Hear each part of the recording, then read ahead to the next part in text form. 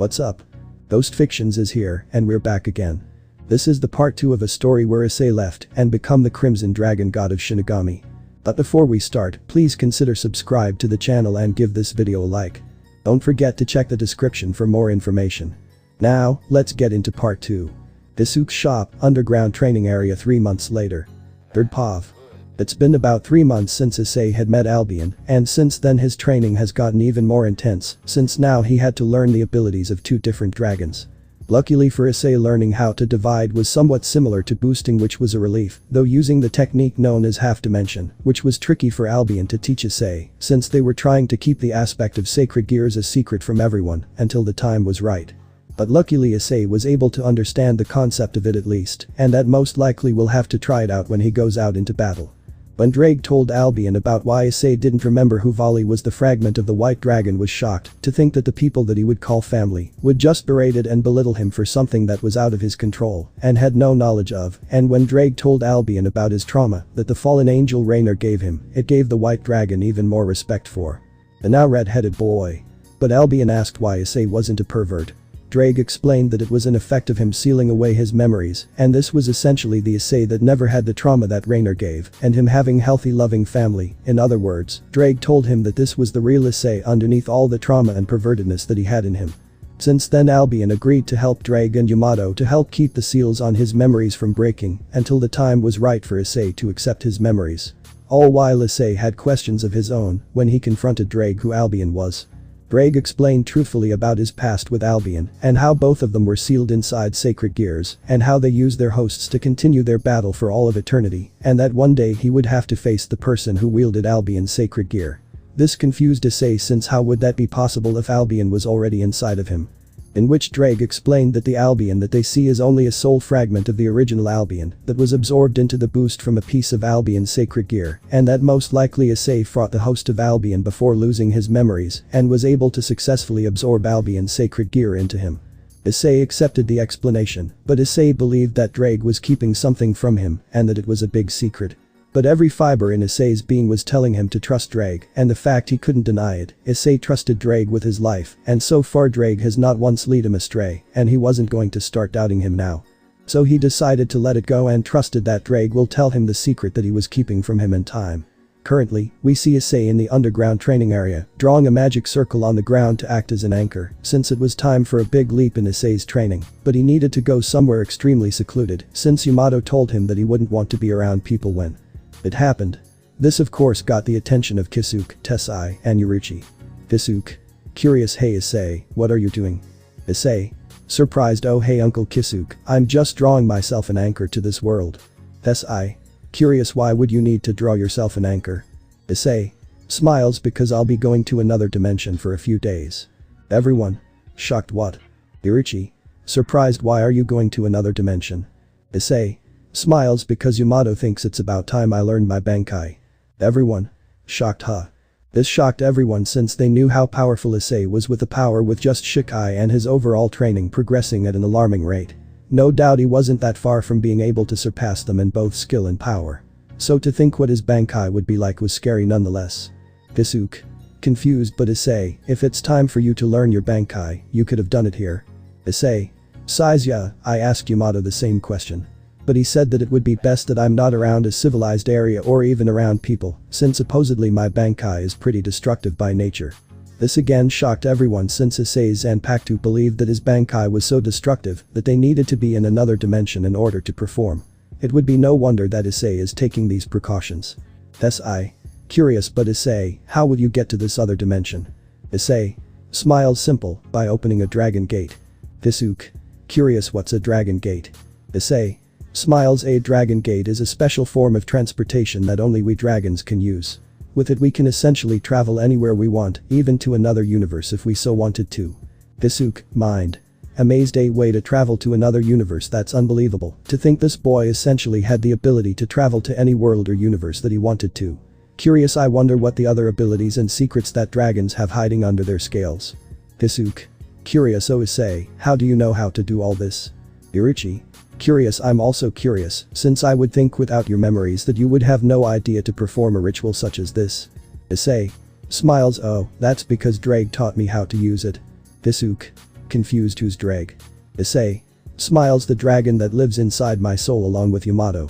This shocked everyone in that the other being that was living inside Issei's soul was actually another dragon, though it now made sense on how Issei was able to perform this ritual without difficulty. Kisuke. Curious. Issei, is it possible for you to summon Ddraig like you did with Yamato? Issei. Nods. No, I can't since he is trapped within my soul. I. Curious. Then how do you communicate with him? Issei. Smiles. Through a mental link. He was actually the one who told me to go with mom after I woke up, as well as tell you guys that I was a dragon in the first place. Kisuke. Curious. Is there any way we can communicate with him? Issei. Nods. There is, but he doesn't want to talk to you guys. Irichi. Confused. Why not? Issei. Serious. Ddraig finds it tedious and annoying to try to talk to other people besides me and Yamato, but he also believes that it is not time yet for you guys to talk to him yet. Kisuke. Curious. Do you know when it's time then? Issei. Nods. Nope, not even I know when it's the right time. Smiles. But I trust Ddraig with every fiber of my being, since I know he wouldn't make me do anything without a good reason. Everyone was a bit taken back on how much trust Issei had in this Ddraig being, but given from what Issei just told him, it would make sense this Ddraig being was the only person that Issei had ever known since waking up without his memories, so it obvious that Issei would have blind faith in him. Once Issei was done with the magic circle, he then started gathering his draconic energy, in which an ominous portal opened in front of him, and out came a giant stone gate with grim reapers on both sides, and on the door were pictures of dragons doing battle. Everyone present was shocked by what Issei just summoned. Kisuke wondered if could maybe study it, since a possible way to travel between universes could be useful in the future, all while everyone else were amazed by the textural design. Issei. Smiles. There we go. Irichi. Concerned. Issei, how long will you be gone? Issei. Smiles. Don't worry Nissan, I'll be back within a week tops. You have nothing to worry about. But in actuality Issei will be gone for 7 months, since Al told them of a special dimension that he used to visit in order to train for his fights with Ddraig, and that from he could gathered from his memories, none of his other hosts have ever gone there, since you needed a strong mind in order to survive in the environment. I. Concerned. But Issei, what should you tell your father? Issei. Blinks in confusion, casually realizes, oh yeah, I totally forgot to tell dad I would be doing this today, didn't I? At that response everyone comedically fell face first on the ground, since, even though Issei was pretty smart and was essentially a prodigy for a 10-year-old, he still had childlike tendencies. Ddraig, Albion, and Yamato sweat dropped at their host's stupidity sometimes, since they told Issei earlier to tell his father that he would be gone for a week in order to learn how to use his Bankai, but of course Issei, being excited on finally being use his Bankai, completely forgot to tell him before leaving. Kisuke. Smiles weakly. Well, in that case Issei, what should we tell your father? Issei. Thinking him. Smiles. I guess tell him the truth, of course, I'm sure he can make up some excuse for Ichigo, Yuzu, and Karen to believe. Everyone, mind. Sweat drops. Right. Issei. Smiles. Well, I'm off, see you guys in about a week. Irichi. Concerned. Beckerful. Issei. Issei. Grins happily. I will Nissan. Yamato. Smirks. You ready, Issei? Issei. Mind. Smirks. I'm ready, Yamato. But that Issei walked through the Dragon Gate to begin the biggest part of his training in not only being the strongest Soul Reaper in existence, but also the strongest Red Dragon Emperor. Scene change. Alternate dimension. Issei had just emerged from the Dragon Gate, only to see himself in a beautiful enchanted forest filled with wildlife and a beautiful night sky. Issei. In awe. Wow. Albion, I didn't know the dimension that you trained in would be so beautiful. Albion. Smirks. I'm glad that you liked it, since I made sure that no one would be able to figure out about this place. The only being that I can think of who could possibly find this place would be Great Red. Issei. Curious. Who's Great Red? Ddraig. Serious. He's known as the true Red Dragon God Emperor, as well as the Dragon of Dreams and Illusions. He is the strongest dragon in existence, and is able to make everything he dreams become reality. Issei. Amazed. Wow, that's so cool. Excited. Do you think I can be as powerful as him one day? Ddraig. Roars in delight. I have no doubt that you will partner with your powers as a Soul Reaper, as well as the powers of the boosted gear and divine dividing. I have no doubt in my mind that you will become the strongest dragon that will ever exist. Issei. Excited. Alright. So what first? Yamato. Serious. Well, as we have 7 months in this dimension, it's best to organize your training regimen so that you will make actual progress. As such, on top of you learning how to use and control your Bankai, we'll be working on your Dark Slayer training in hopes it will help you become one step closer into mastering it. As well helping you learn your holification as well as the abilities while having it. Ddraig. Serious, and since we're alone now, we can properly train you on how to use the boosted gear, as well as how to use draconic abilities. Albion. Serious, we can use the wildlife here as well as a way to help you test to see if your use of divine dividing is progressing smoothly. Upon hearing all this, Issei couldn't help but beam with absolute excitement in what he was going to learn in these next few months. Issei. Excited, when do we start? It was then that Yamato came out of Issei in his spirit form and tossed Issei a copy of his sword. Yamato. Smirks right now. Issei. Grins in excitement. Just you watch, Yamato, cause I'll be so strong, you won't be able to comprehend my power. Yamato. Smirks, well, see about that. Now then. Getting into a stance, show me your motivation. Issei. Roars, ah. It was then both Issei and Yamato clashed blades, which will be the beginning of the hellish training that Issei will have to endure. Scene change. Issei's shop, underground training area 1 week later. It's been a whole week since Issei left for the other dimension to go to train on how to use his Bankai, and since then things have been quiet for the most part. When Kisuke told Issei that Issei went to another dimension in order to finally how to use his Bankai, he became pale with concern. Since the past year, he had come to see Issei as his genuine son, and of course worried for his safety. He would comedically remark that his son was starting to become a delinquent and was going to go down a path of no return. Of course he had to lie to Ichigo, Yuzu, and Karen that Issei's dojo took him to a week-long training trip, which saddened the siblings since to them Issei was the older brother that thought they could never have, especially Ichigo, who looked up to Issei as an inspiration. Everyone at Kisuke's shop has essentially been quiet since they started to realize that things were a lot more interesting when Issei was around, and hoped that he would come back soon. But the one who was probably the most affected by this was Yoruchi, since she started to miss having fun with a young red-headed boy in their sparring sessions. Even her going out in the town in her cat form was not as amusing without Issei around following her, which of course got her to be constantly teased by Kisuke that she was starting to develop a crush for Issei, which resulted in Kisuke being relentlessly attacked by Yoruchi.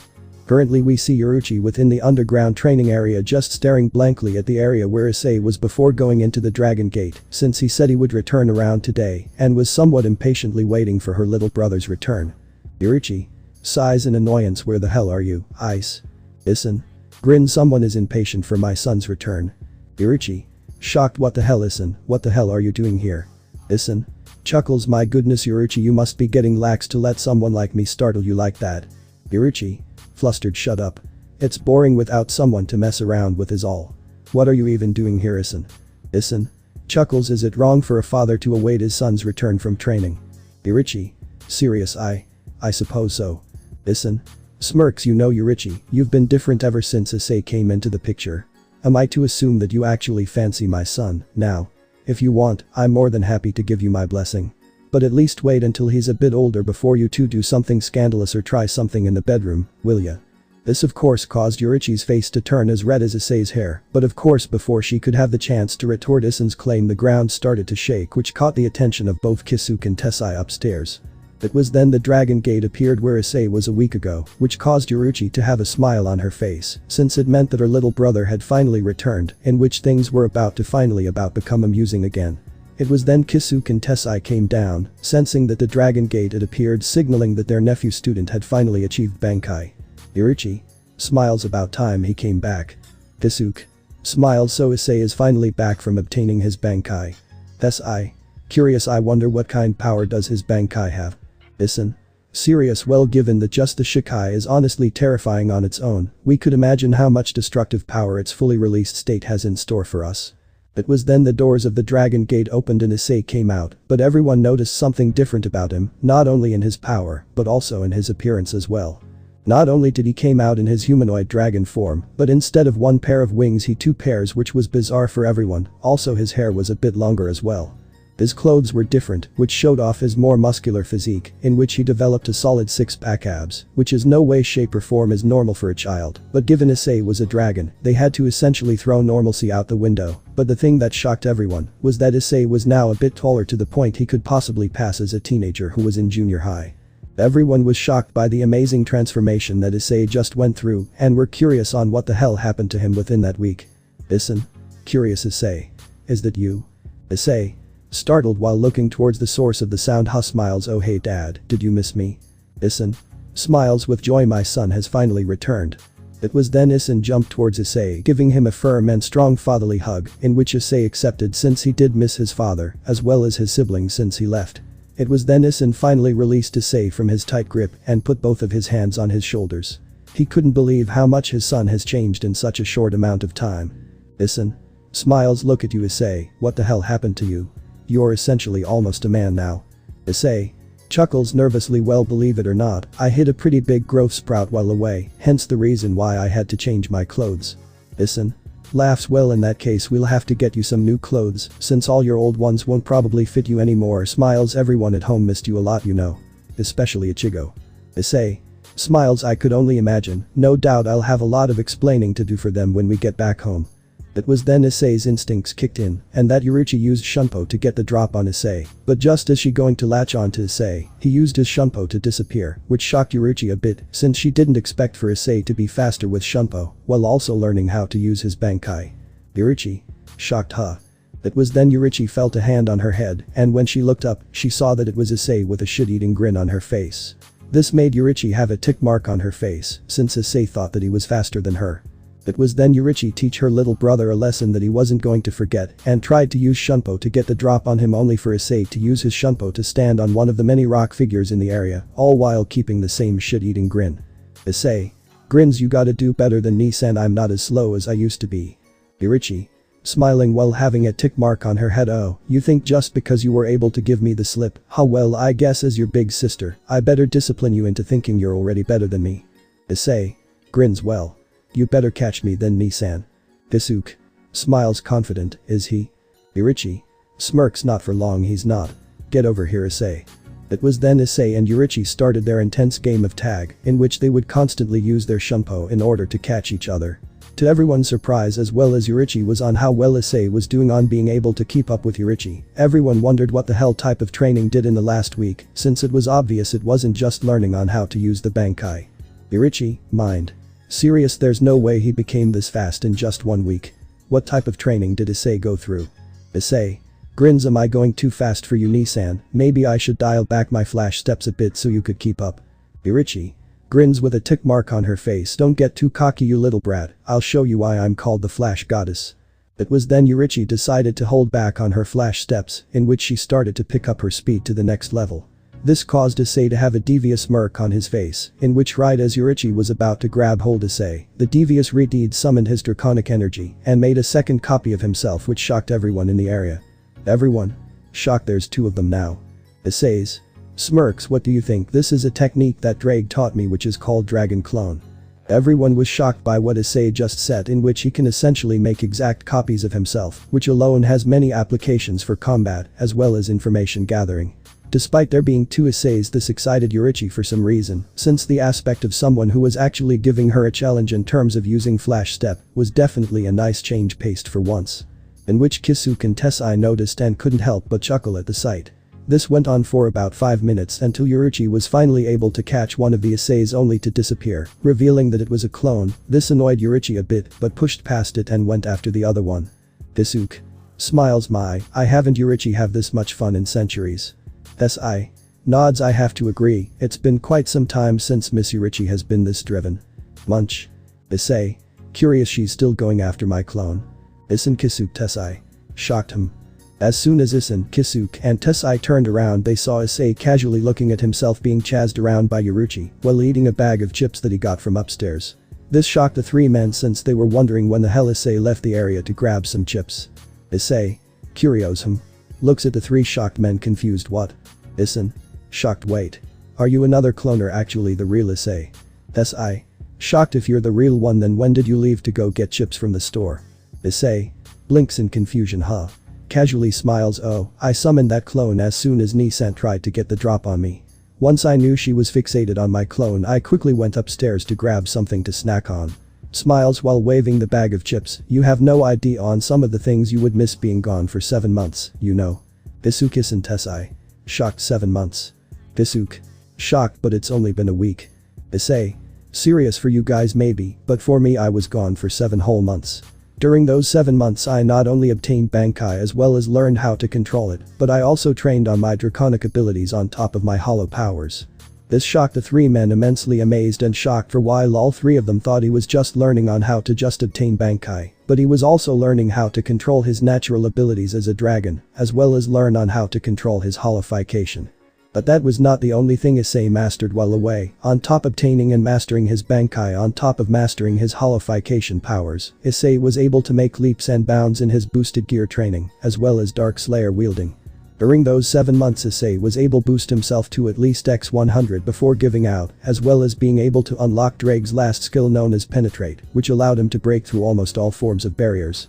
He also made great progress on learning how Divine Dividing, in which thanks sparring with the dangerous creatures there Issei was able to strongly hold about X78 divides before giving out, as well as being able to use half dimension around the same amount. Issei was also trained in using his balance breaker as his illegal move Triana, in which he could switch and stay in the forms for about 3 hours straight before giving up and letting it reset. During his dragon training, Ddraig and Albion began to start training Issei on how to use their ultimate attacks, which were Blazing, Scorching, Inferno and Reduce, which to their surprise Issei was able to grasp the concept of their techniques fairly quickly, but knew it would still be a few years until he could fully master it.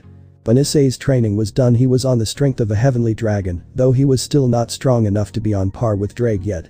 Issei was at least able to withstand a bit more of the power that Ddraig had sealed away, in which Issei right now only unlocked at least 55% of the power that he had locked away, and had another 45% to go, in which Ddraig and Albion theorized he would be almost on par with Shiva at the very least, when he unlocks all of it. The legendary dragon couldn't help but smile with pride that his host would become this powerful without his perverted nature and trauma looming over him. But the 3 men could ask more details about his training. Yurichi was finally able to catch the last Issei. Yurichi? Pants got you? Pants while sweating, never underestimate the flash goddess Yurichi Shimin, you got it. Issei, clone. Smirks key. Poof. Yurichi. Shocked, what, that was a clone too? Issei. Smiles and waves, hi Nissan. Yurichi. Shocked, huh? Issei. Smiles and waves, I hope my clones were able to at least give you a bit of a challenge. When Yurichi turned around, she saw Issei standing there nonchalantly next to Issei, Kisuke, and Tessai while eating a bag of chips while smiling. This annoyed Yurichi a lot since this entire time she was chasing after copies of Issei while the other one casually grabbed a snack without her noticing. That was when Yurichi immediately sped up to Issei, about to deliver a punch to him for humiliating her, only for Issei to casually dodge strikes. This of course made Yurichi even more annoyed and started attacking faster. Yurichi. Annoyed, stay still, damn it, and accept your punishment. Issei. Confused, why am I being punished? Yurichi. Annoyed for humiliating me with that clone stunt. Kisuke couldn't help but inwardly chuckle that his childhood friend and the ex-captain of the punishment force is becoming aggravated because of a child. Issei, seeing this, was confused since he thought he was playing a practical joke on Yurichi like how she does with him, but it seemed it backfired somehow. He tried to figure out a way to apologize to her since he could tell from the look in her eyes that she was probably listening to words. As he tried figuring out a way to apologize to Yurichi while still trying to dodge her attacks, it was then he remembered what his mother Misaki told him if a situation were to ever arise. Issei, mind. Curious, that could work. Nervous, well mom, let's see if your advice actually works. Once Issei found an opening in Yurichi's attack using his enhanced speed and reflexes, he did something that not only shocked everyone in the room, including the occupants inside his soul, but will no doubt change the relationship between Issei and Yurichi forever. Smooch. Issei went up to Yurichi and kissed her on the forehead, causing her to stop attacking, as well as make her face become completely red. All the men in the room had their jaws drop to the floor on what Issei just did. All the while Ddraig and Albion couldn't help but snicker and whistle on how straightforward there was being with the woman who he saw as a big sister. Even Yamato couldn't but chuckle a bit from what his partner was doing. When it was done, Yurichi was a stuttering mess from what just happened. Yurichi. Red while stuttering, wah. Wah. What just happened? Issei. Smiles, holy crap, it actually worked. Mom's advice actually worked. Listen. Confused, what are you talking about, Issei? What did your mom tell you? Issei. Smiles, well mom told me if by any chance a girl got mad at me for no reason and a simple apology won't, then give her a kiss on the cheek or forehead, then she'll totally stop being mad at you and will automatically forgive you. Both Kisuke and Tessai couldn't help but sweat drop at what Issei told him, since in most cases, that's more of a reason for any woman to hate him more, as well as get him into serious trouble. All the while Issei couldn't help but comedically shed tears of absolute joy in the fact that his lovely wife Misaki was still teaching their son despite gone. Issei. Cries comedically, oh lovely Misaki. Even though you're gone, you still teach our precious boy important life lessons. Smile with pride, now look at him. He's already one step closer into becoming a man. Issei, mind. Smiles while sweat dropping, oh boy, he's at it again already, and I haven't even been back for 10 minutes. Issei. Smiles while sweat dropping and dragging Issei. Come on dad, it's getting late and I'm pretty sure Ichigo, Yuzu, and Karen must be waiting in anticipation for us to come home. Smiles and waves. See you tomorrow Uncle Kisuke Tessai, and you too Yorichi Ni-san. But that Issei left Kisuke's shop while dragging his overjoyed father for being proud of his son for being one step closer into becoming a true man.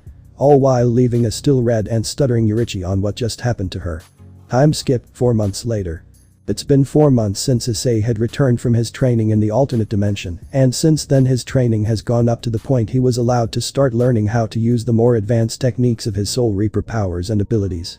When Issei arrived home with Issei, Ichigo, Yuzu, and Karen were ecstatic that their older brother had returned home from his training trip and that everything was boring without him around and that they hoped that he wouldn't go away for such a long time again. In which smiled warmly and patted each of their heads and said that he will try to make sure that he doesn't leave abruptly like that again. When Kisuke and Issei asked if they could see Issei's Bankai, Issei replied nervously and said that he couldn't since if he were to use his Bankai even while holding it back would meant that he could accidentally destroy most of Karakura town if he unleashed it.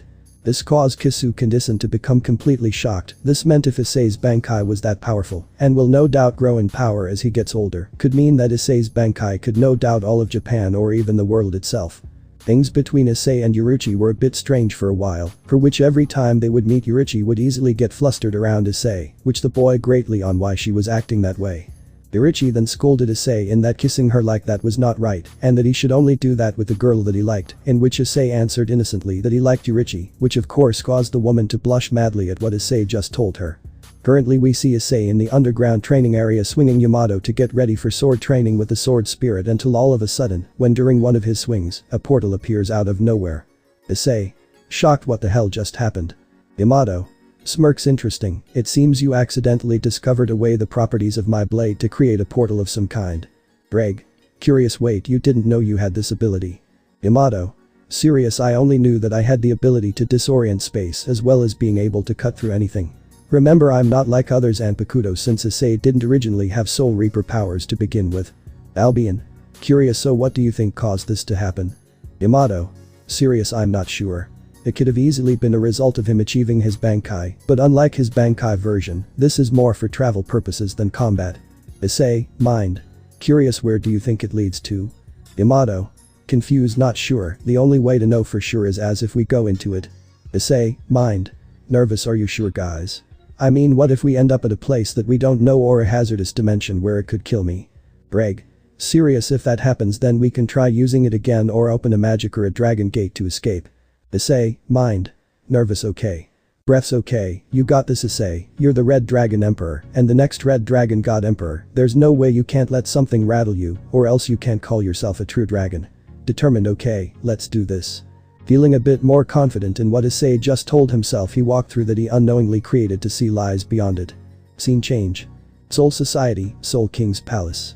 High above the Cerate in a separate dimension lies the palace of the Soul King, who is considered the linchpin or god of the world, whose main purpose is to properly and safely guide the flow of souls between the human world, the Cerate, and Hueco Mundo.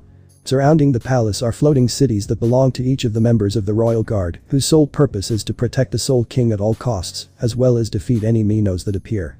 Within the inner chambers of the palace that resides the Soul King, a portal appeared out of nowhere and out came a young boy with red spiky hair and red crimson eyes. This of course was no other than Issei Kurosaki, who just came out of the portal that he accidentally made under Kisuke's shop.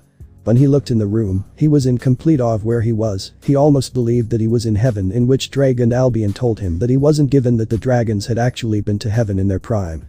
Ddraig told Issei that they might be in Takamagahara, which the home of the Shinto gods given the Japanese architecture and vibe, but when both Ddraig and Albion sensed none of the Shinto faction members or even the Shinto trio, they deduced that it wasn't it. Issei. In awe. Wow. This place is amazing. Closes his eyes and feels the spiritual energy in the air. The spiritual energy of this place is so pure and dense. Yamato. Serious, I must agree, the Riatsu is extremely pure. We must be in the Soul Society that Kisuke and Yorichi have spoken about a few times. Ddraig. Curious, yeah, but where in the Soul Society to be exact? As Issei continued walking the halls of this ginormous palace, he stumbled upon a large elegant room, and in it was a humanoid, with slick back dark hair, oval eyes and very thin eyebrows. His eyes are very unusual, each having 4 black irises. He does not have any arms or legs. The man was sealed within an unusual barrier that is suspended by 4 wires. Issei upon seeing him could only react in one way. Issei. Beyond shocked, holy shit, it's an alien. Shocked, who goes there? Unfortunately for Issei, his explosive but also expected reaction on seeing the person who was essentially mutilated and put up on display caused someone nearby to hear it. That's when a man covered in white robes and a mask came out from around the corner, only to be surprised by that boy with red spiky hair and crimson eyes. When Issei saw the white-robed man, he smiled weakly and tried his best to let the man know that he came in peace. Issei smiles nervously while making a peace sign. Hello. I come in peace. Chuckles nervously. He. Everyone. White-robed man. Serious intruder. Issei panics. Wait. I'm not here to cause any trouble. White-robed man. Serious, an intruder has broken into the Soul King's chambers. Alert the royal guard immediately. As the white-robed man ran off alerting everyone about Issei's presence and the sound of alarms went off, the boy in question couldn't help panicking about what he should do. Issei panics. Oh crap. What should I do? Yamato. Annoyed. Well, don't just stand there, you idiot. Get us out of here. Issei realizes right. It was then Issei summoned Yamato and tried opening a portal back to Kisuke's shop, only for nothing to happen.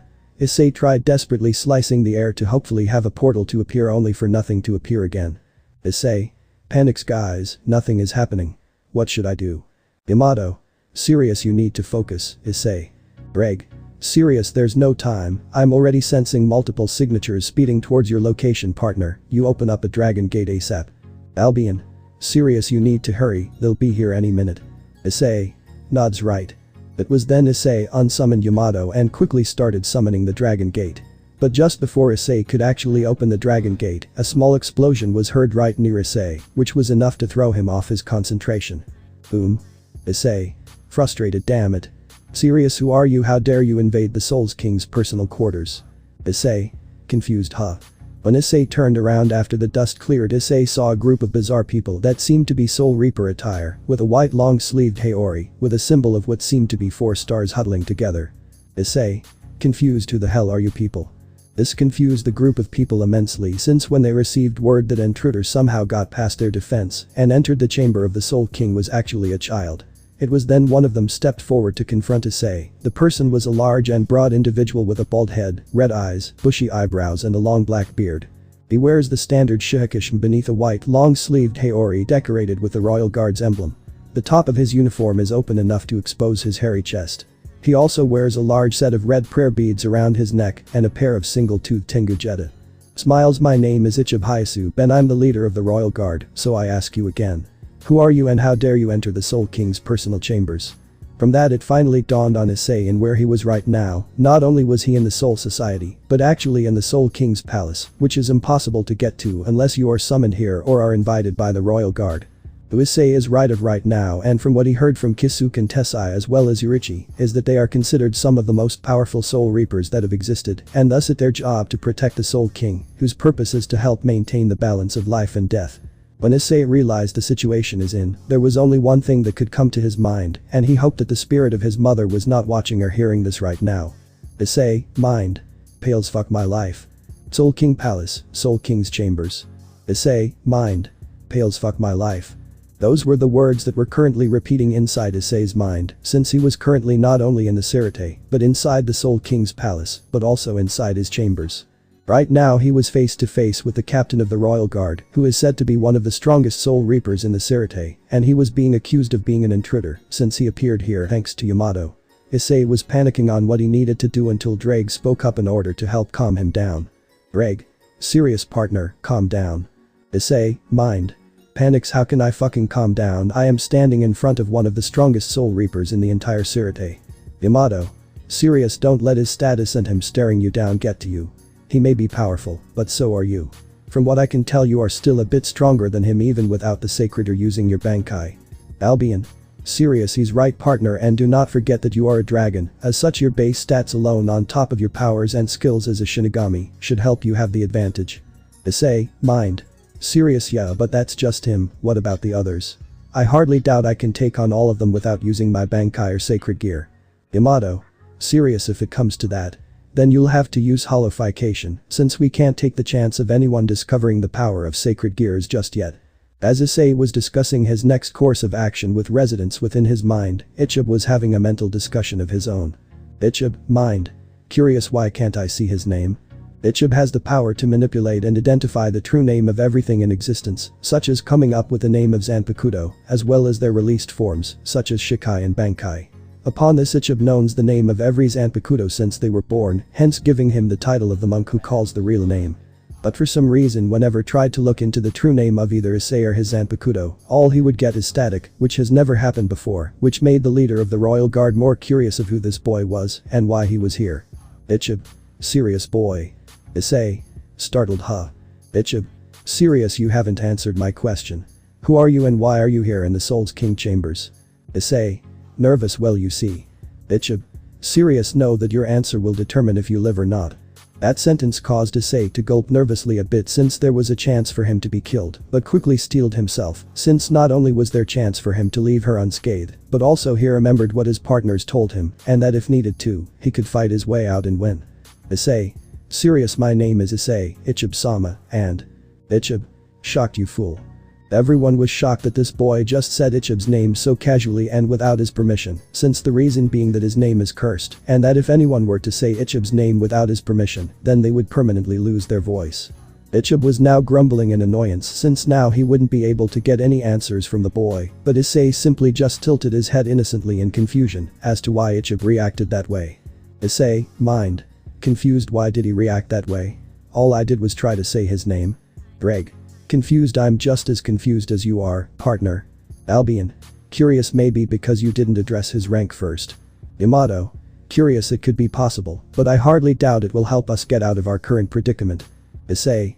Nervous, Captain Ichib-san. Sir. Everyone. Shocked, huh? Each member of the royal guard was shocked when the child was somehow able to speak again, but the one who was most surprised was definitely Ichib, since no doubt he didn't give the boy permission to speak his name, but he was still able to speak with no problem whatsoever. Ichib. Shocked, how are you able to speak? Issei. Tilts his head in confusion, what are you talking about? I'm able to speak using my mouth, points to his mouth, see. I'm talking right now, aren't I? Ichib. Serious, that is not the point, boy. My name is cursed, and those who speak my name without my permission will lose their voice forever. At that, both Issei as well as the residents inside his soul couldn't help but have a deadpan expression on their face, since all four of them thought that was probably the stupidest curse to have given the authoritative and upbeat vibe they were getting from Ichib. Issei. Deadpan, that is literally the stupidest thing that I ever heard. Ichib. Shocked, what? Issei. A bit annoyed, I mean seriously, if I speak your name without your permission, then I lose my voice forever, like what in the actual hell, man, I literally was just trying to answer your previous question, but now you say I just could have lost my voice and not given the chance to explain myself. How the hell is anyone supposed to address you or answer your questions if they can't say your name? Everyone was a bit speechless from what Issei just said, since they couldn't deny the logic behind their captain's curse, since it would make it difficult to address him or even speak at times, since without proper permission beforehand, they could lose their voice before even explaining what their purpose was or even answer a question. Ichib. Grins with a tick mark, well, I did just say I was the leader of the royal guards, did I not, so you could address me as captain? Issei. Waves his hands while still deadpanning, yeah. But I'm not one being one for formalities since it's too much trouble and whatnot, plus I don't even know you. This made Ichib grumble in annoyance, since he honestly couldn't believe that he was essentially letting a child get on his nerves, especially given how old he is. Ichib. Sighs in annoyance, well, in any case, do you care why you are here? Issei. Sighs in annoyance, like I was trying to say, it's that I don't know how I got here. 1 minute I was just doing some practice swings when all of a sudden I somehow was able to make a portal to here. When the other guy came and panicked, I tried to open another to get out of here, but just when I was about to do so, you guys barged in and ruined everything. So as you can see, I literally by accident, and I just want to go back to where I came from.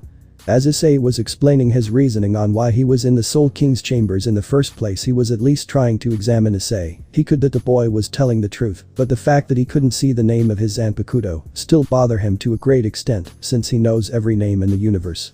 But he could still sense Issei's spiritual pressure, in which he was inwardly amazed, as well as the other members of the royal guard who were watching and listening to the interaction between Issei and Ichib, but they could also sense a dark energy inside of Issei, which was similar to that of a hollow. Though there was one member who looked at Issei extremely close, or more precisely his sword. The person was a dark-skinned man with thick black hair that is shaven and dyed green on the sides of his head. He wears a variation of the Shinigami shakishima, featuring instead a green undergarment and a shortened hakama that exposes his lower legs. Worn over this is a white, sleeveless puffer jacket that bears the Royal Guard emblem on its back, as well as the alternating circle and diamond pattern of a captain's haori along the bottom. His attire is completed by gold-framed sunglasses with blue lenses and a pair of green slippers that are gold-trimmed and have a shoe-like appearance. This person's eyes were essentially glued to Issei's Zanpakuto, since never in his life he had seen a sword not only so beautiful but also so sharp. He honestly felt like it was sharper than even his own personal sword. He could feel the immense spiritual power radiating from the blade, and that the boy who was holding it was trying his best to suppress it so as to not alarm anyone. He wanted to take a closer look at Issei's Zanpakuto and see what it could do, since he could tell from first glance that it was not a normal Zanpakuto. Mind? Serious, it's weird. That sword that he's holding is no doubt his Zanpakuto, but at the same time it isn't. It's as if both the sword and the spirit within it are a separate entity, but still being bound to the boy's soul. Just who is this boy and what is going on with that sword of his? As the dark-skinned was thinking of this, another of the royal guards who was right next to him noticed how the man had his eyes glued to Issei's sword and decided to ask what was wrong. The person was a tall woman with a plump face and squinted eyes. She has long, smooth purple hair reaching her mid-back that curls up at the ends and bangs framing the sides of her face. She wears black lipstick and has red swirl-shaped markings under both her eyes. She normally has her hair done up into a bun and secured with a large silver spoon-like adornment. She also wears the standard Shinigami shihakishim with a white obi beneath a white long-sleeved haori, decorated with the Royal Guard's emblem on the back. Whisper? Curious, are you alright, Etsu-san? Etsu? Startled, huh? Shakes his head. Yeah, I'm fine, Kiryu. It's just. The boy's Zanpakuto is not entirely his Zanpakuto, and it caught my interest, is all. Kiryu? Whisper. Serious, I see. Do you think that he is a threat? Etsu? Whisper. Eyes narrowed. Possibly. But I'm a bit worried about what that Zanpakuto of his can really do. Issei. Sighs. And that's how I got here, Ichib-sama, and I'm not here for the Soul King or to cause any trouble. I just want to go home. Ichib. Nods with his eyes closed. I see. In that case. Serious, I'm sorry, Issei, but we can't let you do that. Issei. Shocked. What? Ichib.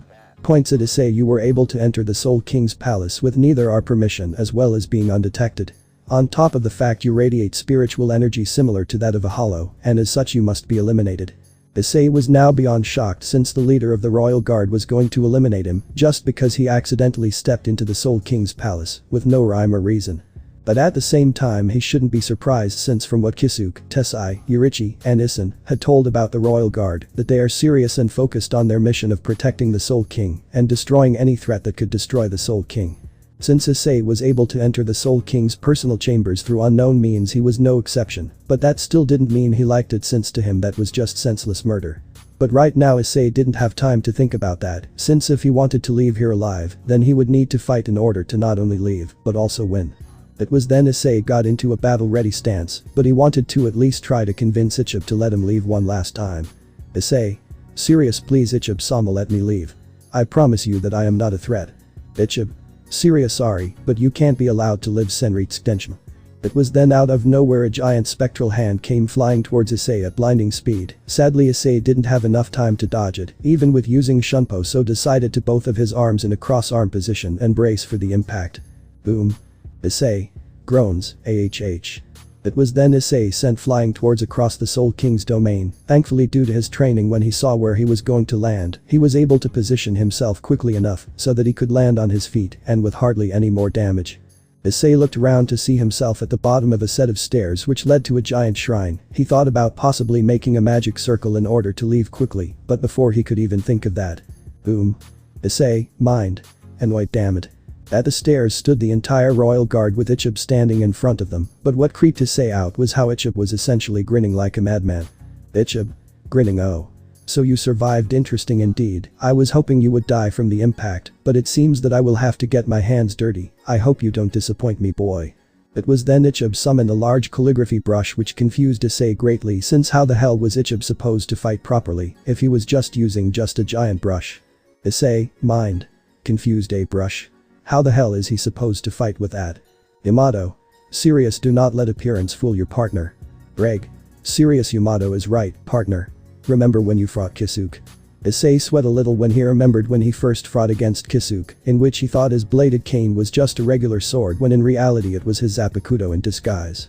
It was on that day not only did Issei learn the 3 core rules when it comes to fighting an opponent, but also that he should never underestimate his opponent. Ichib grins. Before we start, I must do something first. Issei, confused like what? Ichib grins. Kiki. Issei, mind. Sweats profusely. I don't like the sound of that. Yamato. Serious. Stay calm and be ready, do that, and we might be able to get through this. Issei, mind. Nods right. It was then Ichib started to brush the air, and out came black ink that stood in place, which surprised, but also amazed Issei like something that was possible. When Ichib finished writing in the air, Issei could read that it spelled seal, which confused the boy greatly. Issei tilts his head in confusion. Seal. Ichib roars. Seal. As soon as Ichib roared the word that he had written, a bounded field emerged that surrounded the area that they were all standing in. Issei shocked and confused. What the? Ichib grins. I just placed a bounded field around this entire area so you cannot escape. Even though I know what I'm essentially doing is killing a child, but I do what I must in order for the mission to protect the Soul King. Gestures to the rest of the royal guards, and each of the members of the royal guard understands that purpose just as much as I do. Issei eyes narrowed. Then you people are quietly literally insane.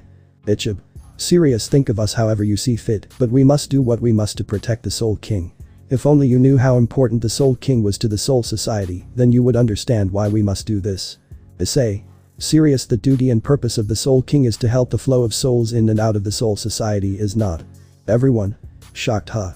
Issei serious. And without the Soul King at the center, then not only the Soul Society, but also the human world and Hueco Mundo would collapse in on each other and produce unimaginable chaos. Everyone was shocked that a little boy such as Issei could even know or comprehend how important the Soul King really was. In reality, Kisu told him about the Soul King when learning the history and duties of being a Soul Reaper, as well as the 13 Gate. But this also made everyone in the Royal Guard even more suspicious of Issei, since he knew the purpose of the Soul King. Ichib eyes narrowed. And how do you know about that? Issei serious. That's none of your concern. I don't really care about the Soul King or your duties. All I want is to go home and live my life in peace and quiet. Ichib serious. That may be the case, boy, but the simple fact is that your existence is far too dangerous and unpredictable to go around freely, and as captain of the Royal Guard, I cannot let you live in fear you might be used against us. I do hope you will forgive us in the afterlife. Issei mind. Eyes narrowed. I don't think even if I did forgive you, the guilt buried deep inside will never go away. Having enough chit-chatting, both Issei and Ichib then sped towards each other at blinding speed, to the point that when their weapons fling, they couldn't believe that Issei was able to hold his strength against Ichib, since they thought Issei would be easily overwhelmed due to their different size. Even Ichib was awfully shocked that Issei was able to survive their initial strike. But what really startled him was the look in Issei's eyes. They were different, neither human or hollow, but something more powerful and primal than anything he had seen in the last 2,000 years. Ichib shocked. What the hell are you? What Ichib saw was Issei's eyes become complete slit similar to that of a reptile, but from Ichib could sense that within those eyes held so much power that he made them want to run away. But he couldn't do that. He made an oath to protect the Soul King with every fiber of his being, even if it cost him his life, and he was not going to go back on his word in that regard. It was then Issei's spiritual pressure continued to rise and take form behind him, and what he saw as well as the rest of the Royal Guard shocked them to their core. Within Issei's spiritual energy was a mighty red western dragon with blood red that was staring down at Ichib with complete bloodlust with intent to kill. Ichib serious while sweating like crazy. Just who? What the hell are you? Issei serious. When you engage in battle there are 3 rules that you must abide by. It was then Issei backed away from Ichib and quickly dashed back towards him with blinding speed, to which Ichib was able to see and parry Issei's attack. It was then Ichib tried to do overhead, to which, using a mixture of his enhanced reflexes as well as using Shunpo, he was able gracefully dodge and appeared on top of Ichib, which shocked both him and the rest of the royal. The fact that a boy his age was able to perform Shunpo, and with great perfection and accuracy. Issei serious and cold. When you're about to be attacked, you dodge. Seeing Issei about to land an attack on him, Ichib, using his superhuman strength and reflexes, was able to pull his brush in order to meet Issei's blade, which in turn caused another shockwave in the area from the force of their attacks. Those who were watching the fight were in both complete awe and amazement that a boy was surviving this long against Ichib, even though he hasn't used his full strength yet, but something also told them that Issei wasn't using his full strength as well. This made all of the members of the Royal Guard sweat a little, since the thought of a full-scale battle between those two would be like, but there was one thought that they all had on their minds. Everyone, mind. Sweat profusely. What kind of monster is this boy? As both Issei and Ichib both struggled for dominance to see whose blade was superior, using all of his strength in his muscles, Ichib was able to push back Issei a few feet. Issei landed on his feet though skidding a bit while using his free hand to slow him down. Seeing that Issei was not just some boy to be taken lightly, Ichib took advantage of Issei trying to recover and used Shunpo to get the jump on Issei. When he appeared right next to Issei ready to end him once and for all, he was shocked that right when his brush was about to make contact with Issei, his blade made contact with it before he could even blink. Ichib. Shocked what the? Issei. Serious when you block an attack. You block it. It was then Issei not wanting to drag this battle any longer, since he wanted to go home already, as well as the fact that everyone back home must be worried about him. The last thing he ever wanted to do was to make Ichigo, Yuzu, and Karen worry about where he was again, as well as getting another scolding from Yoriuchi. Issei then started to get up from the ground, while still holding Yamato with one hand. Everyone had their eyes widened in shock at the fact that this young boy was being able to push back Ichibei with just one hand. Ichibei was honestly trying to push down Issei with all of his might, but the boy he was fighting would not budge, which made him truly think that he was no doubt a monster. Once Issei standing on his own feet using his own monster strength pushed upward, making Ichibei slightly fumble backwards while still holding his brush in the air. Once Ichibei was temporarily off balance, Issei quickly jumped into the air meeting Ichibei at eye level, and then quickly twisting his body around, performed a powerful spin kick on Ichibei's face, which caused him to skid back towards the rest of the Royal Guard members. Thankfully Ichib, being the skilled warrior that he was able to react quickly enough to use the other end of his brush to help not only regain his balance, but also to slow down his speed. When he finally stopped, he checked the area where Issei kicked him to see if there anything broken, to which thankfully for him there wasn't, but that still didn't change the fact that this boy he was fighting was definitely something else, nevertheless a monster in his own right. He thought to himself that he no doubt had his work cut out for himself, since he didn't think bringing down a boy like Issei would be so much trouble. Ichib then noticed how the rest of the Royal Guard were about ready to jump in and aid him, only for him to put his hand out, stopping them in their tracks. Ichib. Serious, do not interfere. The Royal Guards. Surprised, huh? Issei. Raises an eyebrow in confusion. Issei. Mind. Confused, why is he telling them to join him? He would stand a better chance if he let them join him. Yamato. Serious, I believe it is because of their duty. Issei. Mind. Curious, what do you mean, Yamato? Yamato. Serious, isn't it an obvious, partner? He literally told you before you started battling. To them, protecting the Soul King is top priority, and as such, he must be willing to give up his own life in order to do so. Albion.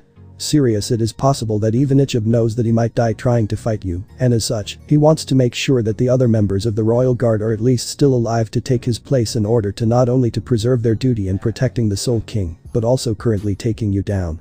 It was then Issei understood what both Yamato and Albion were telling him, and to be honest, Issei fucking hated it. For some reason, a part of him hated the fact that people were willing to sacrifice their own comrades when they could have easily helped them so they could survive together. But at the same time, Issei understood why they needed to do this, since without anyone protecting the Soul King, then this whole universe would fall under complete and utter chaos. In reality, he didn't want to kill Ichib or any of the Royal Guard members, since all wanted was just go back home, but both Irichi and Kisuke as well as Yamato, Ddraig, and Albion, that there will be times where he might be forced to take someone's life in order to survive. That was the cold and harsh truth of the world, whether he liked it or not. You must fight in order to survive. The weak die and the strong survive, and it has been that way since the beginning of time. As such, a person must be willing to get stronger and gain more power in order to survive in the world. Issei understood that he needed to get stronger in order to handle the power he had sealed away inside of him, but at the same time, he was afraid, since Ddraig had told him during his training in the time-altering dimension that a good majority of his previous hosts have gone mad with power and caused unknown destruction. A part of him was afraid if he was unknowingly going down that route. It also made him wonder a bit of what was he like before losing memories. Issei became deeply afraid if before losing his memories that he was completely power-hungry person just like the previous Red Dragon Emperors. He honestly dreaded the day when his memories would return, since would he still be the same Issei that he was before? The thought sometimes would keep him up at night.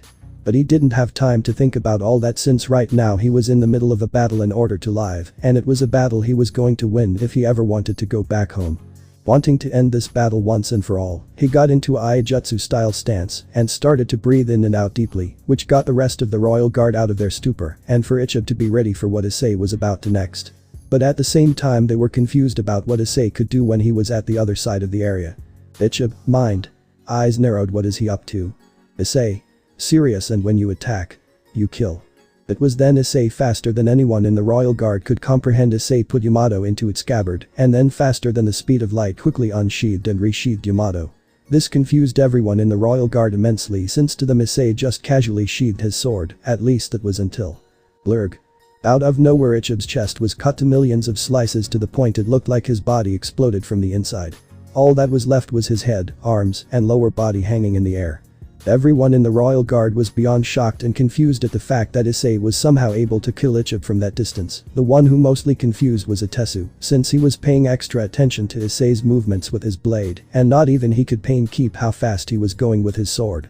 But the part that was puzzling him was how Issei managed to cut down Ichib from that distance. Since in no way shape or form something should be possible. Unless that was one of his Zanpakuto abilities. Issei breathed a sigh of relief since hopefully it was over, and since he killed Ichib the seal around the area was disabled and he could possibly just outrun the rest of the members of the royal guard in order to hopefully have enough time to open a portal or dragon gate back home. Issei, mind. Sighs finally. It's over. Yamato. Eyes narrowed. It's not over. Issei, mind. Shocked and confused. What do you mean? Ddraig. Serious look around you, partner. It was then Issei checking his surroundings only to be shocked that the barrier surrounding the area was still up. Issei, mind. Shocked and confused. What the hell, how is this possible? Once Ichib was killed the barrier surrounding this place should have gone down, right? Yamato. Eyes narrowed. Maybe perhaps he's not entirely dead yet. Issei, mind. Confused. That's impossible. He's completely dismembered. There's no way that he's alive. As Issei discussed what was going on with their current predicament as Ichib's head was falling to the ground, with his last bit of strength and spiritual energy, he made metal contact with one of the members of the royal guard. Ichib, mind. Serious Kiryu. Kiryu, mind. Serious yes, Ichibe-sama. Ichib, mind. Serious quickly say my name. Kiryu, mind. Nods high. Kiryu. Serious Ichib. Issei and his partners. Startled huh. As soon as Kiryu said Ichib's name, what happened shocked both Issei and his partners to their core, since something like this should not be possible.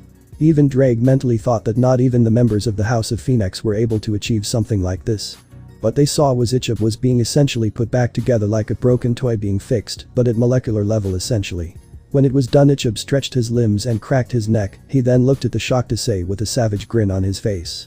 Ichib. Grins, you didn't really think it would be that easy to take me out, did you? Issei, mind. Shocked and confused how the hell that should be impossible, his head was completely disconnected from his body. There should be no reasonable explanation that he should regenerate himself like that.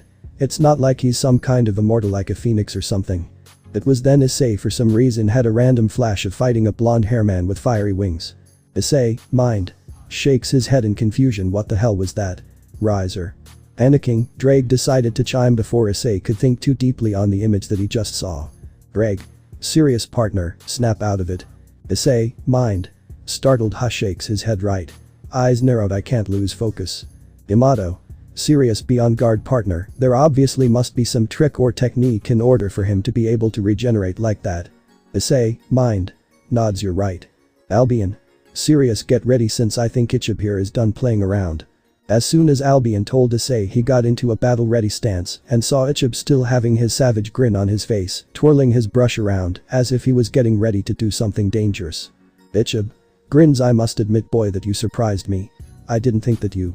A child was willing to push me this far. Issei. Serious well it's not like I wanted to push this far in the first place. Ichib. Laughs I suppose, but that doesn't mean I won't stop trying to kill you since you are still considered a possible threat. Issei. Sweat drops you considered an 11-year-old a threat. For fuck's sake that is retarded beyond belief. Ichib. Grins be that as it may, I think it's about time we end this once and for all. Issei, mind. Sweat drops why do I feel like he just casually ignored what I just told him? Ichib. Grins blacken. Issei. Confused huh. Once Ichib roared that out his brush began to transform similar to that of a Shikai release in which it turned into a somewhat short glaive, with the top portion taking the form of a short single-edged blade reminiscent of a tip of a chokin attached to the long brush handle. Additionally, a large halo of black ink appears in the air behind Ichib. Issei, mind. Eyes narrowed that must be his Shikai. Yamato. Eyes narrowed I agree, be wary of what its abilities are since it could be dangerous for us to handle, especially if we were to push him to use Bankai. Issei, mind. Nods right. Ichib. Grins well, are you ready to meet your end, boy? Issei. Eyes narrowed. No, since unlike you I have people waiting for me back home. Issei grins. Well, I hope they can grieve in peace then. It was then Issei slashed his glaive sideways, summoning black ink speeding towards Issei. Not wanting to know what the ink would do to him, he quickly jumped out of the way to get away from him, but just when he thought he was out of the way, Issei appeared right next to him, making Issei grimace that he isn't fast enough to escape again. Issei grins. Take this. Issei frustrated. Damn it. Splat. It was then Issei's entire body was covered in black ink, which confused him greatly since he didn't feel that nothing happened to him. It didn't melt his skin off nor affected him in any shape or form. He then sniffed the ink to see if there was anything off about the ink, only to find nothing wrong or suspicious about the ink, which further confused Issei greatly as to why simply Issei essentially sprayed him with this ink instead of just simply trying to cut him down with his blade. It was then he looked over to Issei again, only to see him still having a savage grin on his face, which made Issei wonder what the hell was he planning. Issei mind. Eyes narrowed. What is he planning? Amongst the members of the Royal Guard, members who were watching had a bored expression on their faces since the battle was essentially over now that Issei released his Shikai. Bored. Well, this battle is essentially over. Kiryu nod sadly. I will have to agree with you, Shutara-san, though a part of me feels horrible that the boy must be killed. It is inevitable that it needs to be done for the sake of protecting the Soul King. Plus I have to agree, since once Issei-sama unleashes the power of his brush, there is literally almost nothing in this universe that can stop him. The person that Kiryu was talking to was a slender and very youthful woman with fair skin and long black hair that is adorned at the back by a large golden ornament in the shape of a crescent moon with numerous small lines radiating outwards. She wore the standard Shinigami shihakish beneath a white long-sleeved haori, over which she dons a further white robe fastened at the front near the center of her chest. Her height makes her the shortest among other members of Zero Division, but she wears a pair of extremely thick-soled akobo. She has 6 long golden skeletal artificial arms attached to her back that she uses in place of her physical hands.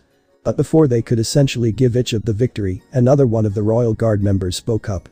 Serious, I wouldn't call this battle over just yet. Kiryu Shutara. Kiryu Shutara? Confused, huh? The person that spoke was a lean-built and very tall man with black hair arranged into an outlandishly large pompadour or regent hairstyle with tapered sideburns. He frequently chews on a small stick. Instead of the standard Shinigami shihakish, he wears a waist-length white jacket that leaves most of his chest exposed but still bears the Royal Guard emblem on its back, as well as the alternating circle and diamond pattern of the captain's haori along the bottom. His attire is completed by a black hakama, a large yellow sash around his waist and a pair of sandals.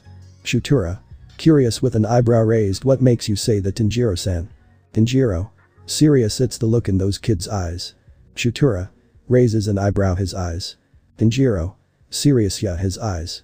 That kid has a lot of power hiding deep within those eyes, and I pretty know it to be true, especially when released his spiritual energy and what that energy took the form of, but I think he's trying to not release too much of it out. Whether it's so that doesn't expose himself all at once or he's too scared to release it is up for debate. But I will tell you one things, and that is that the kid has no doubt a lot more tricks up his sleeve. Even though Issei definitely has more experience than him, the kid makes it up with his instincts and sharp reflexes. Looks over to Etsu. Even Etsu here can see it, as you probably haven't noticed that he hasn't said anything ridiculous since this fight started. At that statement, both women were both shocked and surprised that one of the most vocal and non-professional members of the Royal Guard didn't make wisecracks or say anything ridiculous since the fight started between Issei and Issei. This only meant one thing, and that he was extremely invested into the fight and was extremely interested in the sword that Issei was wielding and what it can do. Upon seeing how even Etsu was taking this battle seriously, the sole female members of the Royal Guard decided to turn their attention back towards the fight, but with more interest than before, since if what Tanjiro said is true, then this battle had only just begun. All while back with Issei, he was currently grinning since now that his ink had landed on Issei, this fight was as good as over, since with him being covered in ink, he could instantly drain his power and add to his own. Issei, mind. Grins. Now then. Issei. Grins. Now then. Issei, this battle is over. Issei. Eyes narrowed. Issei. Grins blacken. Everyone. Issei. Confused while checking himself. Huh? Was something supposed to happen or something? Issei. Shocked. What the? How? Everyone. Gasped. Huh? Issei was completely shocked, since not only should Issei be drained of all of his energy and be added to himself, but none of that happened. Issei didn't feel any surge of power going into him, nor did Issei look like he was exhausted whatsoever. This of course shocked everyone in the Royal Guard, since they knew that everything that Ichimonji's ink covers became under Issei's control. But despite being covered in the ink, Issei was essentially immune to the effects of what the ink was supposed to do. It was then Ichiban's eyes narrowed at Issei, since there was possibly only one explanation as to why Ichimonji's ink did not affect him. Ichiban, mind. Eyes narrowed, is it because I can't see his or his Zanpakuto's name? While this was going, Issei was confused on why they were all so surprised and shocked that nothing happened to him. Issei, mind. Confused, why are they surprised that nothing happened to me? Yamato. Thinking I would guess that the ink that you covered was supposed to do something to you, that you would Ichiban his victory. But it seems that whatever was supposed to happen didn't affect you for some reason. Issei, mind. Curious, was it because I'm a dragon and not technically a spirit? Albion. Thinking it's possible, since we dragons do have a pretty strong resistance to most attacks, whether physical or magical, and Kido is no exception to that. Eyes narrowed, but something tells me that this ink was supposed to do something more than damage you. Issei, mind.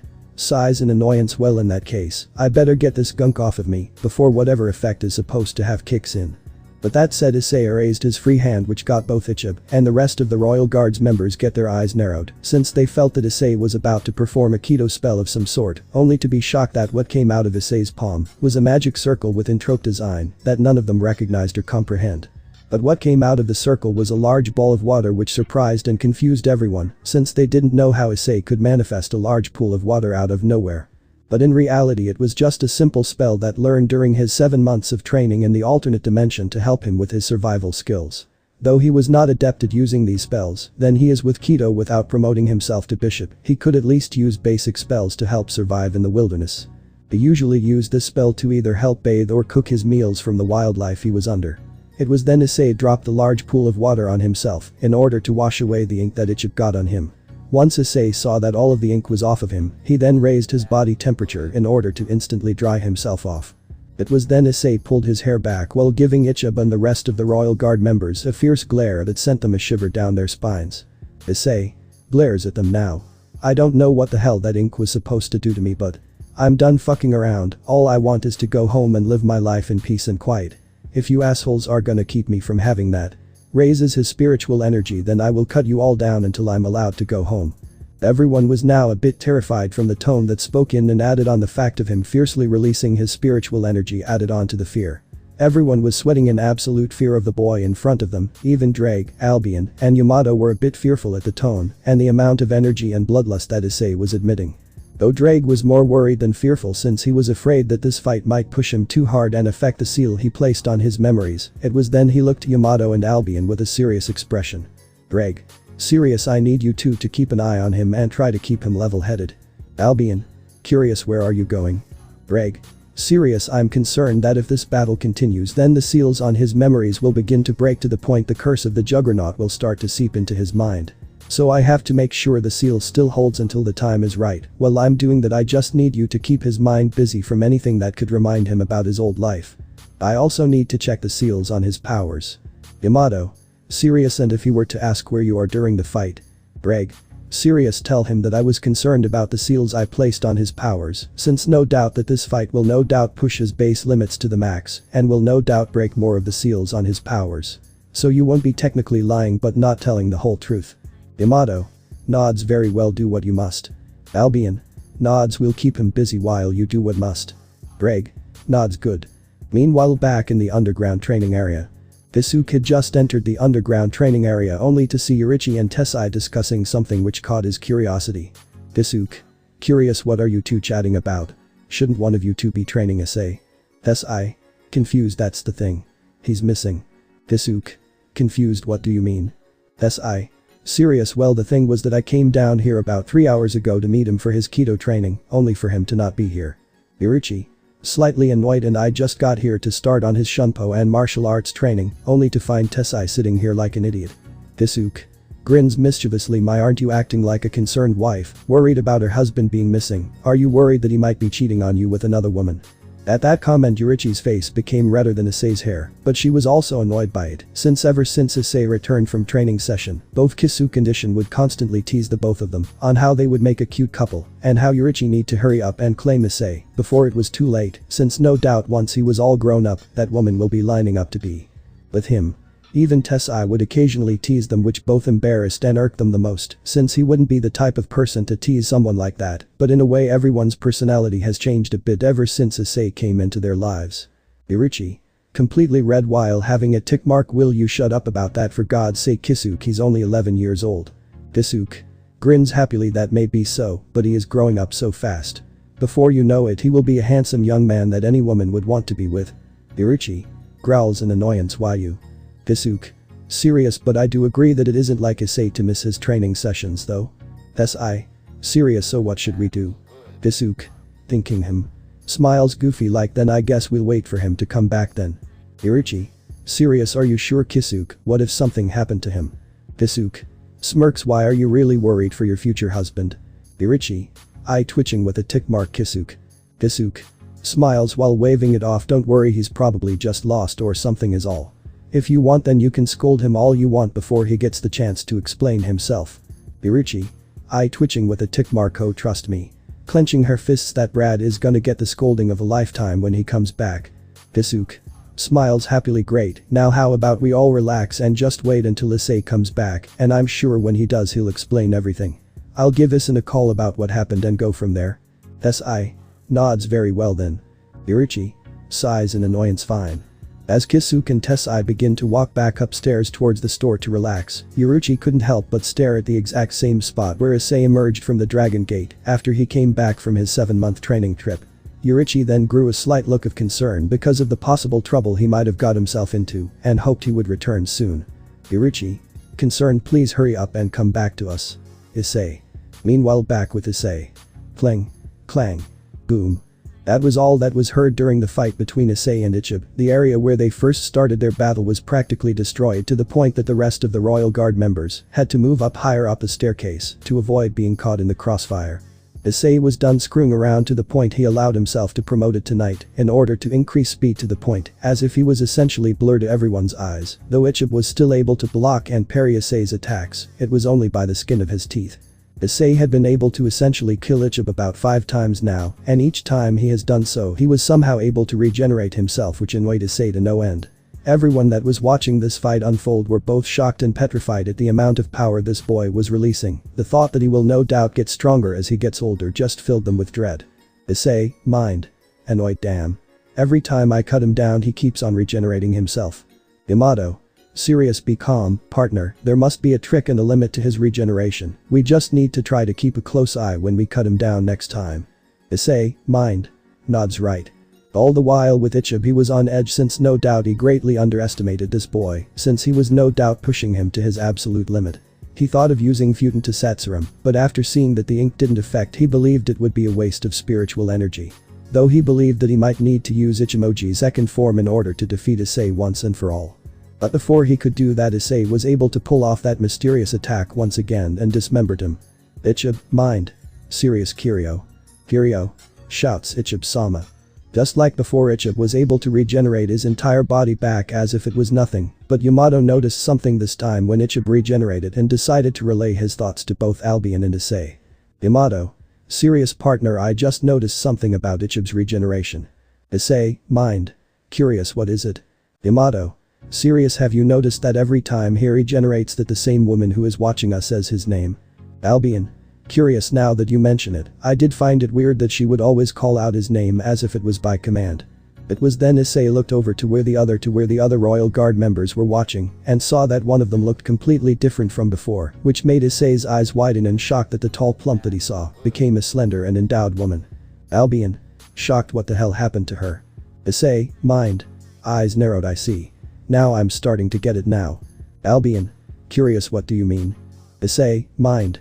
Serious, that plump form that she had was essentially the manifestation of her excess spiritual energy. Yamato. Serious, so that would mean. Issei, mind.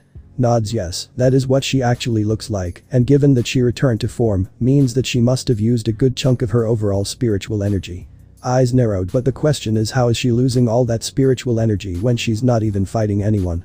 As Issei was continuously fighting and blocking Ichib's attacks, he started to remember how Ichib told him that anyone who says his name without his permission is cursed to lose their voice forever. It was then it got Issei thinking about the people who do have his permission, as well as why that woman would call his name whenever he killed him. After a few moments of thinking it over as well as connecting the dots, Issei's eyes widen in realization as to why Ichib is able to regenerate himself. Issei. Eyes widen in realization, I got it. It was then Ichib charged forward at Issei with his glaive at a stalemate with his sword. Ichib. Grins, oh, and what did you find out? Issei.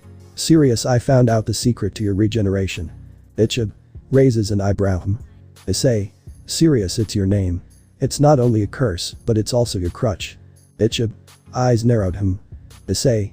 Serious, at first I thought you had some Godspeed regeneration ability, but no doubt had a limit to it. But then I saw one of your members keep on calling your name whenever I cut you down, you instantly start to regenerate, which got me thinking about how you told me that your name carries a curse that without your permission you lose your voice. But then I thought about the people who have your permission, would they get certain benefits? It turns out that you only get the benefits in which once they say your name, you take away a portion of their spirit energy in order to heal yourself, and I would guess the more someone calls your name, the more spirit energy you get in order to heal yourself faster.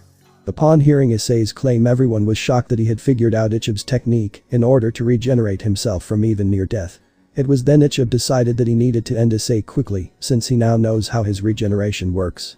It was then Ichib started to rapidly his glaive at Issei, while was able counter his strike thanks to his enhanced speed and reflexes from the night piece.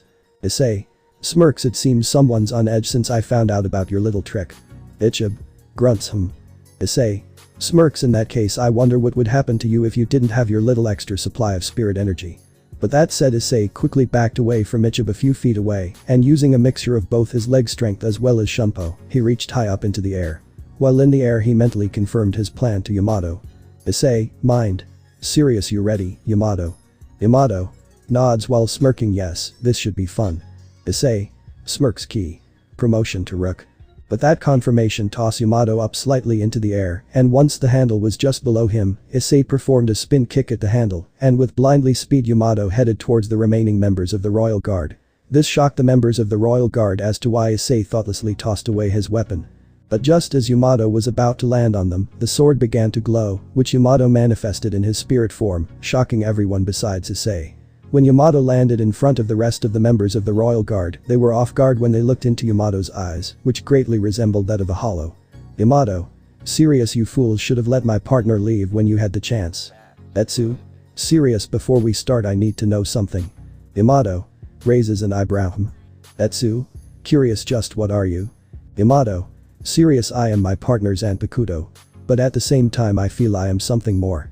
This confused Etsu greatly, since what did the sword mean that he was something more than just a Zanpakuto, but decided to ignore it and summoned a large jelly-like liquid tank, which held an interesting blade that piqued Yamato's interest greatly. Once Etsu pulled the blade out from the tank, Yamato could tell from looking at it that both the texture and quality of the blade is almost on par with his. Etsu. Smirks, this is my Zanpakuto. It's called Seifushi, and due to me not being able to draw for such a long time, its forte is a bit unstable. To be honest, I considered this sword a failure. Yamato. Eyes narrowed, and why is that? Etsu. Serious, because this sword is too sharp and its edge is too smooth, it's never chips or scratches from being used, and whenever blood stains this blade it just slides off. As such, no sheath can hold this blade, and thus it fails the basic definition of a sword. At that statement, Yamato mentally sighed in annoyance at the sheer stupidity of this man, as he doesn't realize why his sword is the way it is right now. Deep down he felt bad for his fellow Zanpakuto, as his owner doesn't realize why it is so powerful in the first place, and doesn't want to confront the truth in front of him. Yamato. Sighs, very well then. Gets into a battle-ready stance, let's see if that blade is as sharp as you say. Etsu. Smirks HMPH.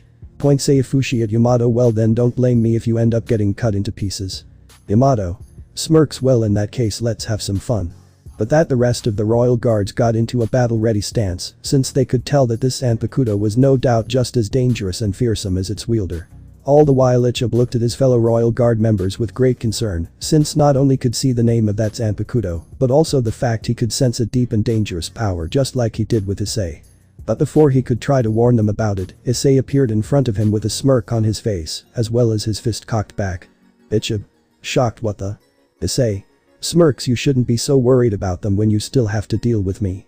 Sadly, Ichib was far too slow to react to Issei's attack and was sent flying across the other side of the area, away from the rest of the royal guard members. Ichib quickly got back up while trying to check himself for any major injuries, to which thankfully for him there weren't any. But when looked up he saw Issei standing in front of him with a smirk on his face while cracking his knuckles. Issei smirks. Well then, let's how long you last now without your little lifeline. Ichib. Serious, don't get cocky boy, since now that you don't have your sword you can't use that strange technique anymore.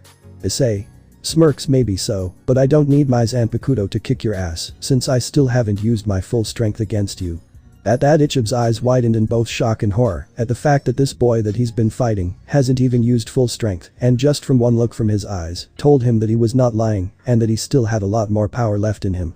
Never in his life has Ichib fought a foe as fearsome and terrifying as Issei, and as he glanced over to see how the rest of his royal guard members were doing, he could see that Issei's Zanpakuto was holding them all off with great precision and strength. Even with Etsu releasing his Zanpakuto, Yamato was able to hold on equal grounds with him. But Ichib once again couldn't allow himself to give in to defeat, since he along with the rest of the royal guards swore an oath to protect the Soul King by any means necessary. It was then he readied his glaive and pointed it right, Issei ready to give his life for the mission he was given by the Soul King. Ichib grins. Well then Issei, I hope you are ready, since if this is going to be my last day, then I'm making sure that I'm taking you to hell with me.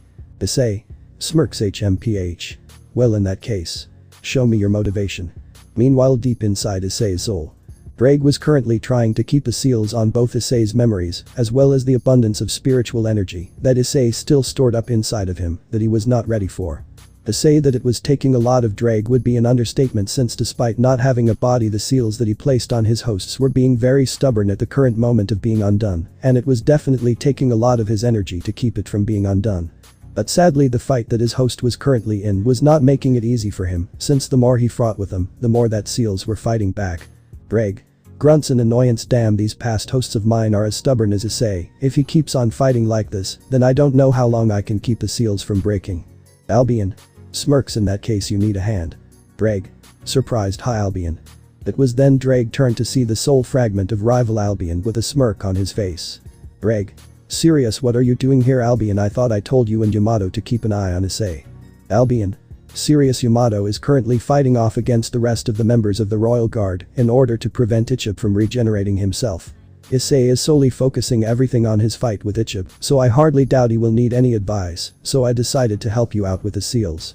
Ddraig couldn't help sigh in annoyance at the risky actions that both his host as well as his rival were taking in order to end this fight quickly. Even though deep down he was grateful that he was here to help him with the seals, but his pride as a dragon would not allow him to admit it. Ddraig serious. I don't need your help Albion, just go back and keep an eye on Issei. Albion of course sighed at this, since he knew that Ddraig was struggling with keeping the seals in check, but his dragon pride wouldn't allow it. Even though he wasn't the original Albion, he still had all of his original self's memories as well as his personality, and he knew better than anyone how stubborn and prideful both of them could be, hence part of the reason why they were sealed away in sacred gears in the first place. Even though he understands what Ddraig was trying to tell him, but he wouldn't listen since he was thinking about Issei's well-being, and if the seals on his memories were to break during this fight, then not only would end up destroying both the Soul King's palace and Sirte, but also himself. Ever since he had awakened inside of Issei and learning what happened to him, he began to care for him, just as his original self cared for Vali, and as such, he will do anything to make sure that Issei was not only the strongest being he could be, but also he can enjoy the peace and quiet that he deserved. As such, he got behind the seal that was containing Issei's memories, while shoving Ddraig to the side where the rest of Issei's Soul Reaper powers resided, which annoyed Ddraig greatly. Ddraig annoyed. Hey, what are you? Albion annoyed. Well, you just shut up and focus on taking care of that seal.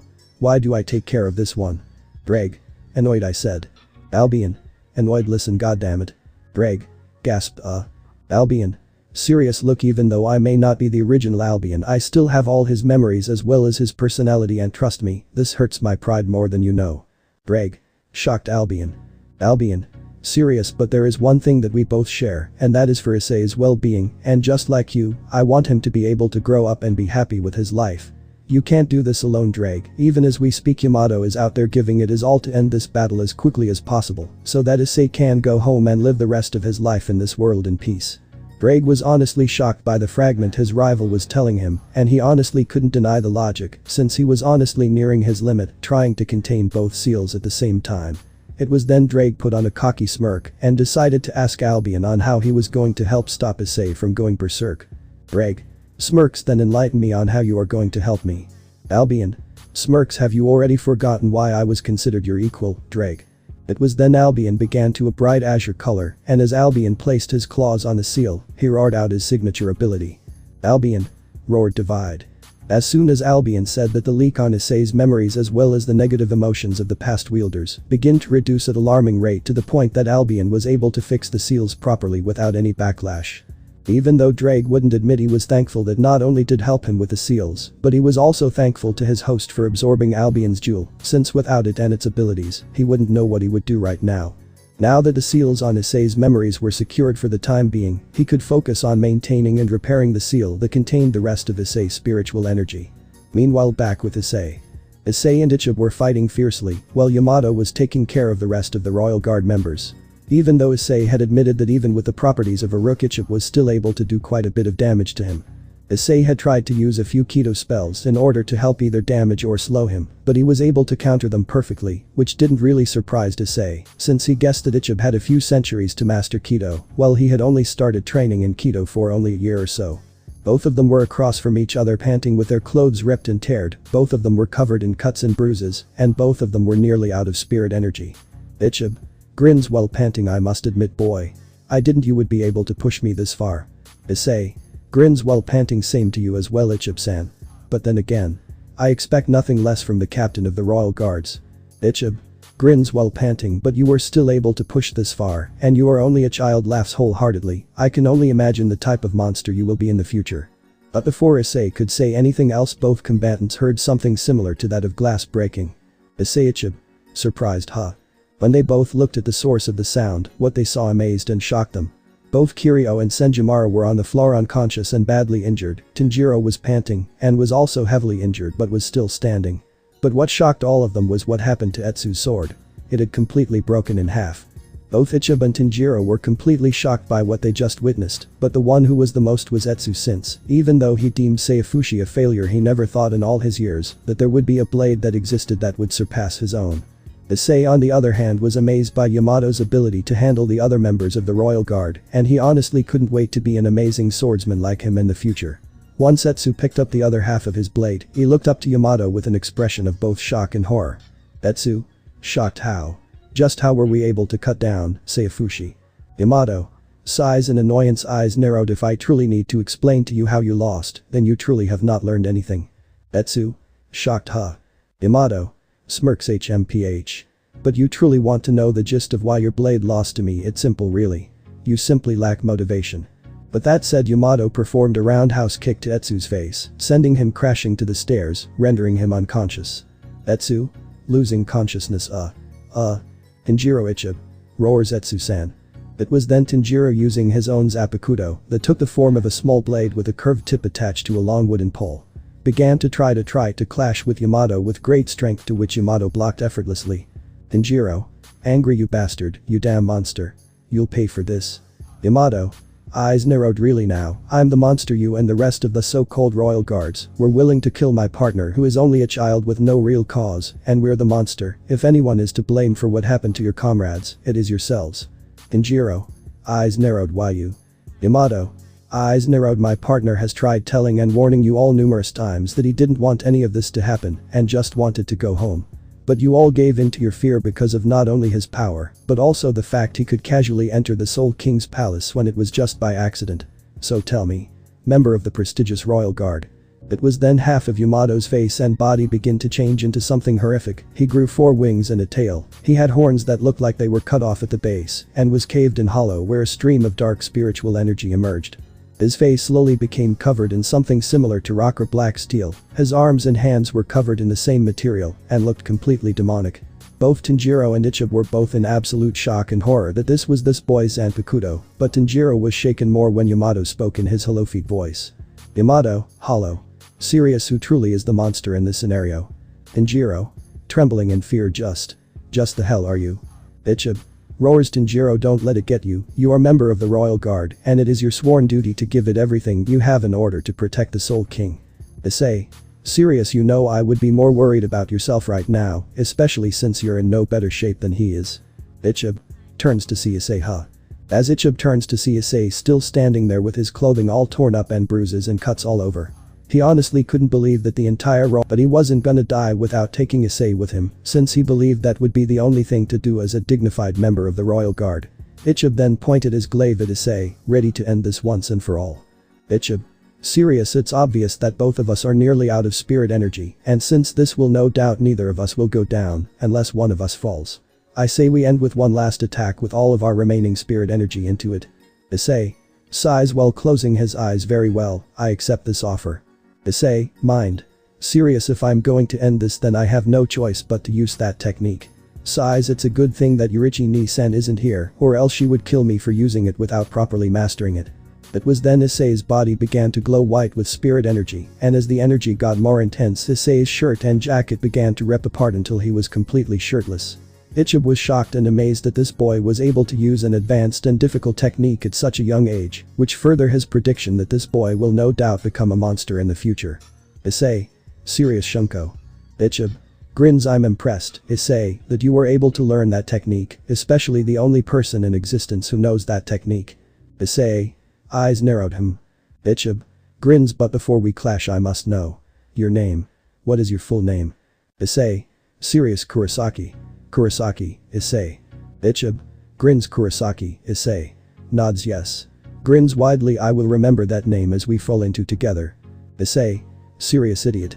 But that statement, both Issei and Ichib charged at each other at full speed. Ichib thought to himself that he had a good life and that he welcomed oblivion with open arms. Though he would not entirely admit he did enjoy fighting against Issei, and a small part of him would have gladly invited him to join the royal guard if circumstances were different. As the two warriors clashed, a giant explosion that was powerful enough to completely destroy not only the area in which they were all fighting in, but the seal barrier that Ichib placed earlier. As dust from the explosion began to die down, Tanjiro, who was on the ground defeated, was waiting in anticipation to see if Ichib had won, while Yamato remained stoic, since he already knew the outcome of this battle from the very beginning.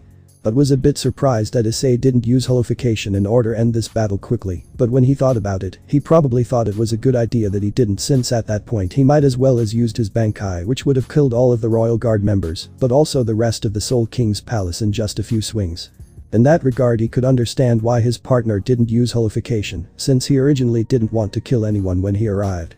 Once the dust finally settled, both Yamato and Tanjiro could see both Issei and Ichib right in front of each other, not moving a single muscle. The area became deathly quiet for a few moments until Ichib spoke in a raspy voice, while coughing out a bit of blood. Ichib. Rapsy, I guess you won. Coughs out a bit blood. I hope you know that there will be consequences for what you have done here today. Issei. Serious, I know. And I will face them head on, just like our battle. Ichib. Chuckles weakly. Well then. I wish you the best. Issei Kurosaki. But that Ichib closed his eyes. Issei decided to carry his body over to where Yamato and the others were. As Issei was making his way over to Yamato and the rest of the unconscious members of the royal guard, Tanjiro was glaring at Issei with such hatred, since he had no idea what he had just done. Tanjiro. Angry, do you have any idea what you have done? Do you have any idea what will happen now that the royal guard is completely destroyed? You damn monster, why wouldn't you let yourself be killed, damn it? You. But of course, before Tanjiro could talk any further, his face was stomped on by none other than Issei, who had an annoyed expression on his face since Tanjiro was jumping to conclusions. Issei. Annoyed, will you shut the hell up? Tanjiro. Growls, grr. Issei. Serious, and for your information, Ichib is not dead, just unconscious. Tanjiro. Shocked, what? Yamato. Serious, my partner here deliberately aimed at a non-vital organ which render Ichib unconscious. Issei. Serious, at best he just lost a lot of blood, but will no doubt recover for sure. As for the rest of the members. Nods, they should make it be alright, smirks, thanks for not killing them, Yamato. Tanjiro. Gasped, Yamato. Slightly annoyed, HMPH. I will admit they weren't making it easy, I'll tell you that much. I still thought we should have just killed them and left here already. Tanjiro was honestly speechless to think that these two were deliberately holding back their true strength this entire fight. Tanjiro. Serious, why? Issei. Yamato. Curious. Tanjiro. Serious, why would you spare us when we were deliberately trying to kill you? Issei. Sighs, look, I don't really care about the Soul King and what you guys do up here. Serious, but I do care about the world I live in as well as the people I deeply care for in it, and if anything were to happen to the Soul King as well as you guys, then the world where everyone that I love and care will die. To prevent that from happening, you five need to stay alive in order to protect the one thing in the universe that can prevent that outcome. Tanjiro was no doubt shocked by the seriousness and maturity in Issei's voice. He couldn't believe that a child such as him could understand the complexity of what they must do in order to keep balance in the universe by whatever means necessary. Despite him being executed in order to help keep said balance, he still showed such unparalleled mercy and compassion towards them. This made Tanjiro want to know about this boy and who he is, but before anything else there was one burning question that he wanted to know. Tanjiro. Serious, hey kid. Issei. Curious, what is it? Tanjiro. Serious, how much? How much of your true strength were you really holding back? Issei. Smirks HMPH. That's it guys. Thanks for watching and supporting us. See you in the next part.